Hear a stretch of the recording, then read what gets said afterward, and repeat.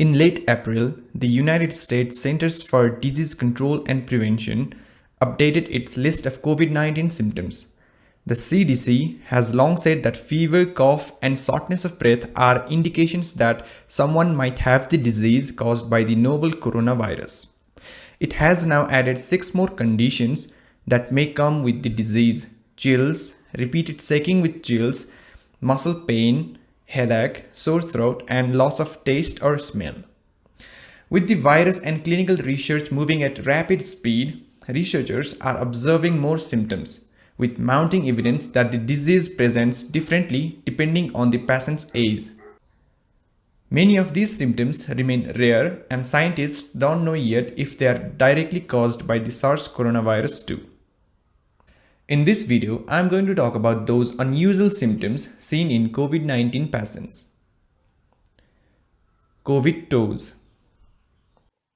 Doctors treating COVID-19 now say that purple or blue toe lesions appearing on patients' toes may be a way to diagnose infection, as they have appeared in otherwise asymptomatic and severe cases alike.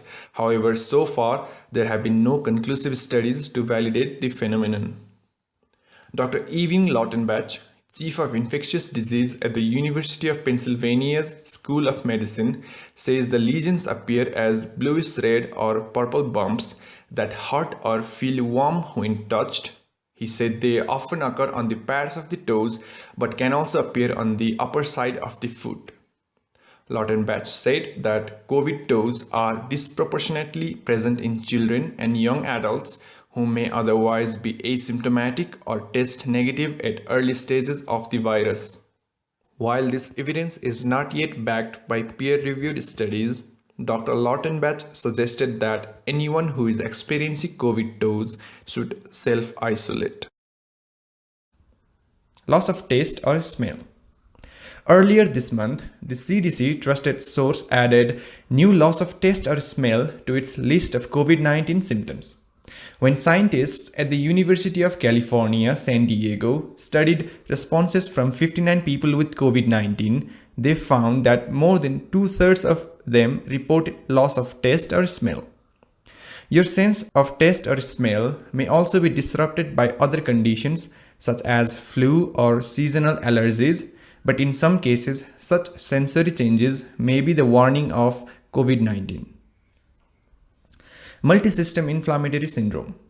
64 children and teens in New York State are suspected of having a mysterious inflammatory disorder that is believed to be linked to COVID-19, as said by the New York Department of Health. A growing number of similar cases, including at least one death, have been reported in other parts of the United States and Europe, though the phenomenon is still not well understood. Pediatricians say the condition is extremely rare. Clinicians describe the symptoms as similar to toxic shock syndrome or Kawasaki disease. The children all presented with fever and some with a combination of rashes, abdominal pain, vomiting, and diarrhea. Children are thought to have a lower risk of contracting COVID-19 and getting ill, and doctors have documented multisystem inflammatory syndrome only in rare cases.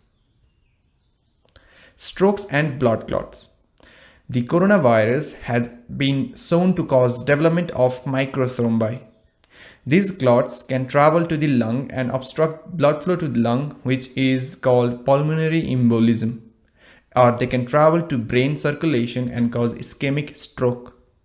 Symptoms to watch out for include weakness or paralysis of the extremities on one side of the body, lack of sensation in extremities on one side of the body, facial droop on one side of the face, and speech impairment. Silent hypoxia.